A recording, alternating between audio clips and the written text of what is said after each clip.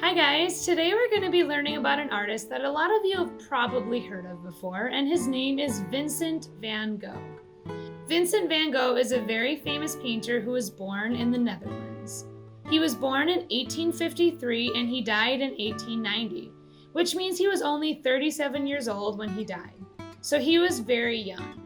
And he was also someone who wasn't famous until after he died, which is kind of common with a lot of artists, especially back then.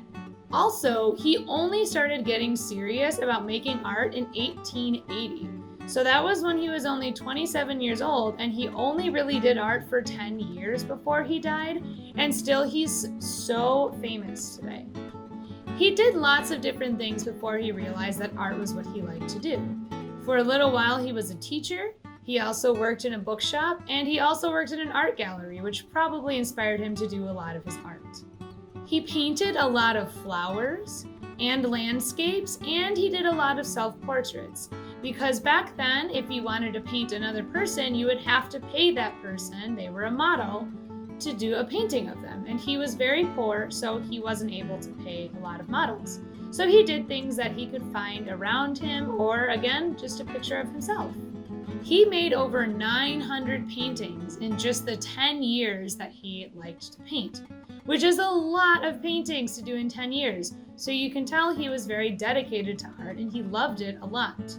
However, Vincent Van Gogh was very sick. A lot of times he didn't pay attention to when he should be eating, and he didn't eat a lot because he would be so focused on his work, so that didn't help his sickness. He also had a disease that caused him to have seizures, which affects your brain. So it made him feel very confused and angry a lot of the time. Surprisingly, with how famous he is today, he only sold one painting in his entire life, and that was a painting called The Red Vineyard, which isn't even one of his most popular paintings today. His most famous painting is called Starry Night, but he has a lot of others that are very famous too. Some of those include his self-portraits, Cafe Terrace at Night, and his paintings he made of sunflowers in a vase, which is what we are going to be inspired by today when we make our artwork. One more important thing to know about Vincent Van Gogh is that he is what's known as an Impressionist, which is his style of painting. Impressionists give the impression of movement and shape by using bold colors and quick movements with their brushes. If you look in his Starry Night painting, you can see in the sky there's lots of colors and shapes moving throughout the sky to give you the idea of both stars and also kind of the movement of wind. It's a little bit hard to do Impressionism when you're not using paint, but I'm going to show you how you can do it with crayons and markers today. Like I was saying, we're going to be inspired by Van Gogh's sunflower painting and make our own Impressionist sunflower drawing using crayons and markers. Of course, if you have paint at home, you're welcome to use that, but what I wanted to show you is how you can do this kind of thing using materials you probably already have at home. So before we get started, you definitely want to get your paper, a pencil if you have one, crayons and markers if you have both. Color pencils will work, but crayons are a little easier. And then any other drawing supplies that you like to use, and let's get started. All right, so what we are going to do first is we are going to draw our vase here. So a little bit below the center of my paper, the center this way, I'm going to draw a line that goes out and then curves back. So it's almost like a point, but instead of it being pointy, it's round. And then on the other side, I'm going to do the same thing. So it's like a mirror image. There we go. The bottom will add a little bit of a curve to it, like a little bit of a smiley mouth. And then we're going to draw a line straight across that goes behind. And that's the line for our table our vase is sitting on. Now we're going to work on our flowers. So I'm going to start with like a big one. I'm going to do a circle like this with a smaller circle inside. And for my petals, you can do them all sorts of ways. In real life, sunflower petals are really wiggly and they're not super smooth. So I kind of curve out and then back. And this I'm going to curve out and then back and have them touch. You could also do petals like this, just one curved line and another curved line. Or they can just be really wiggly like that. Whatever you feel like doing, whatever is easiest for you. But for this one, because this sunflower is just a perfect circle, I'm going to do petals all the way around. You can do some behind or in between as well.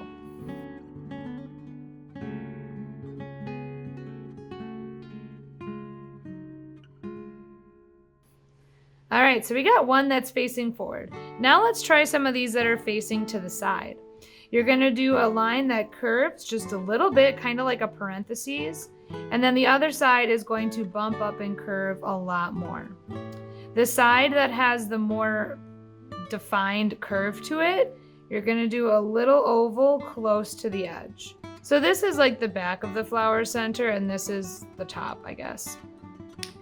I'm gonna do a few petals, bigger petals, coming out from the back of this.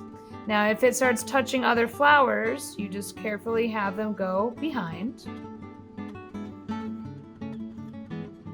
And then on this side, the front of the sunflower, I'm gonna do the petals quite a bit smaller. Now it's kind of giving it a 3D look. The petals that are near the back of the flower are much bigger, and the ones that are closer to the front are much smaller.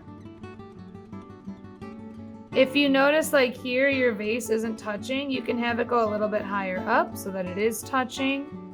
If you want to make a little curve for like the top of the vase, once you have these flowers close to the bottom, you can.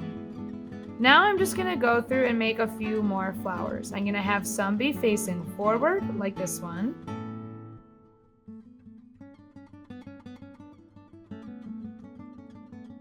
And some be facing to the side, like this one. Remember, you start with a slightly curved line and then one that is a lot more curved.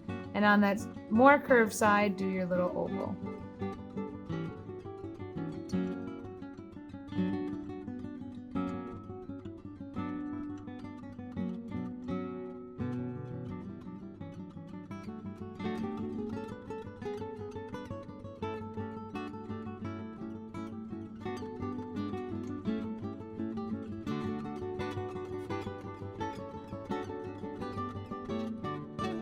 Okay, and once you feel like you've filled up enough, then you can add a little extra texture to your vase. On my original one, I did a curved line like this right in the middle, basically where the two curved sides are. And then on the top half, I did these quick little curved lines. See, I'm not connecting them, I'm doing them really fast. This makes your vase look like it has texture.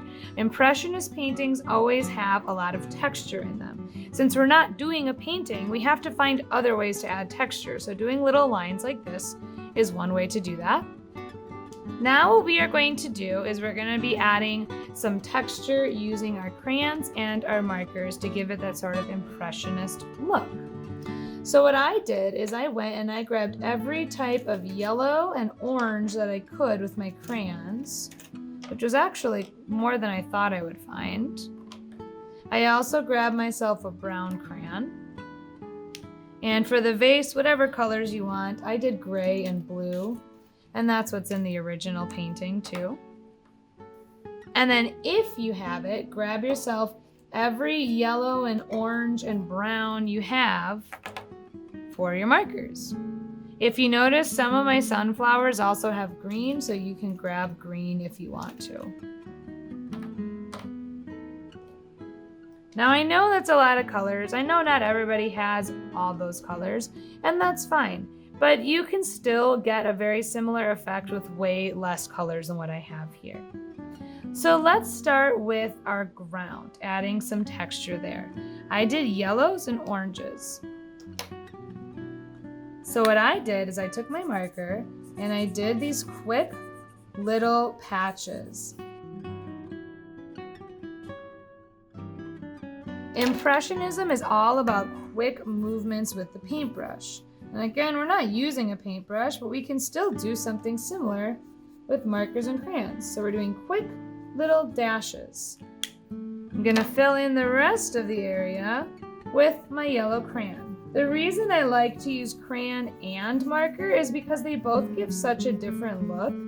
Crayon is nice because it can kind of blend with each other and it's a little bit lighter, but marker is good to get some bold colors in there and to just be a little bit darker. So we have some nice texture on there. Now let's try adding texture to the vase like I did on this one. Oh, I need a gray marker for that. So what we're gonna do is start on the edge, okay, with your marker, crayon, whatever, it doesn't matter. Do a little bit on the edge, and then you want to do curved lines that are all different lengths. See, and they're almost kind of scribbly and sketchy. Again, that's kind of what Impressionism was it scribbly and sketchiness. Okay, we'll leave it there. Now I'm gonna add a little bit of blue, again, kind of curving the lines if I can, in the middle. And a little bit of gray to fill in the rest, but it's okay to leave some of this white, I think.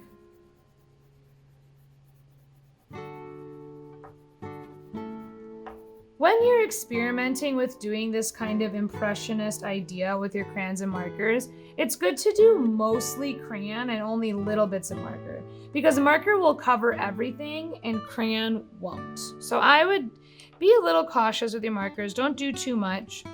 On the top of my vase, I'm gonna do something similar.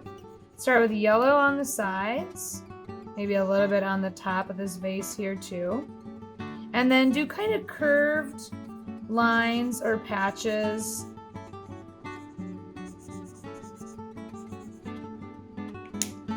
And then I'm gonna use this lighter yellow to kind of fill in the rest, but I'm also gonna leave some white.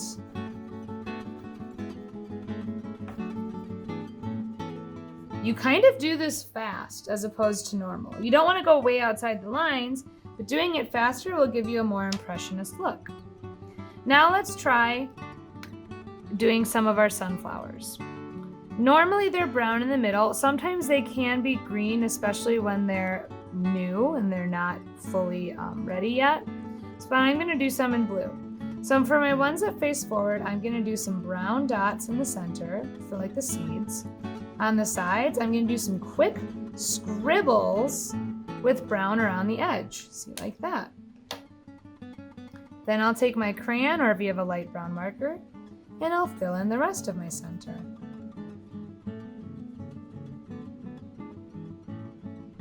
You could also do greens for some of the centers if you want.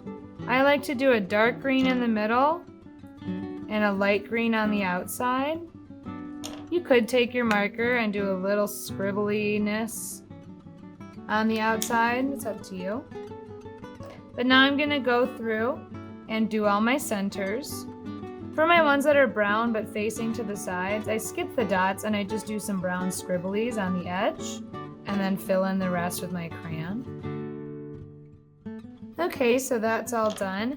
Now we have our oranges and our yellow crayons. And we're going to primarily use these to do our petals. If you only have markers, then just use your yellow and orange markers and try to do it as close as you can. But what I like to think about is maybe some of my flowers are going to have only yellows, some will have mostly orange, and some will be a combination of all of it. So here's how I do it.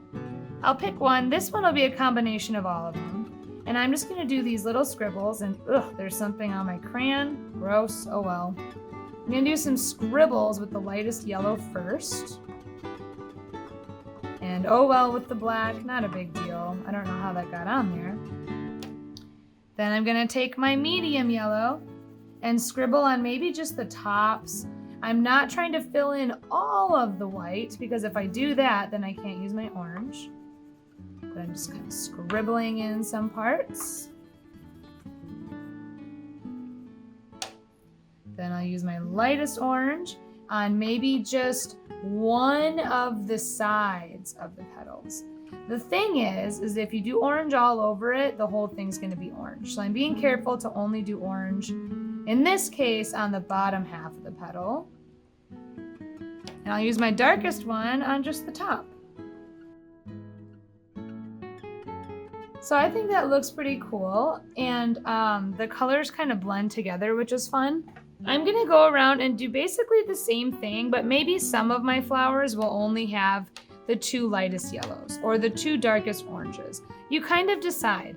But remember, you're going quick, and it's almost like you're scribbling your colors in to get that impressionist look.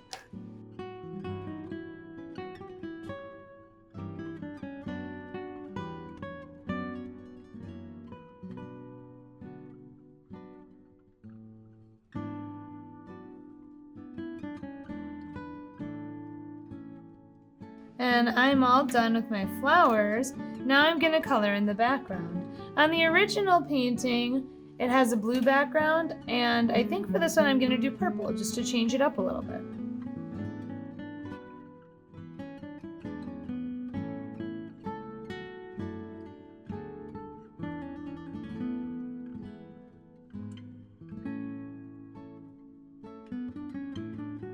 All right, and I'm all done with my Impressionist sunflowers that we were inspired by Van Gogh for. I think it's really fun to try to do Impressionist things with crayons and markers. It's not as easy as paint, but you can still get some really cool effects by it. And I don't know, I really like how it looks. So just take your time, have fun, and experiment with the different ways you can mix and combine your crayons and markers. Alright guys, I hope you had fun making your Vincent Van Gogh inspired Impressionist sunflowers today. And I hope you learned some different ways that you can color with your crayons and markers to get different effects. I think it's a lot of fun, and you can always practice it and try new different ways to see if you like how they look. But I will see you guys next time for our next video. Bye!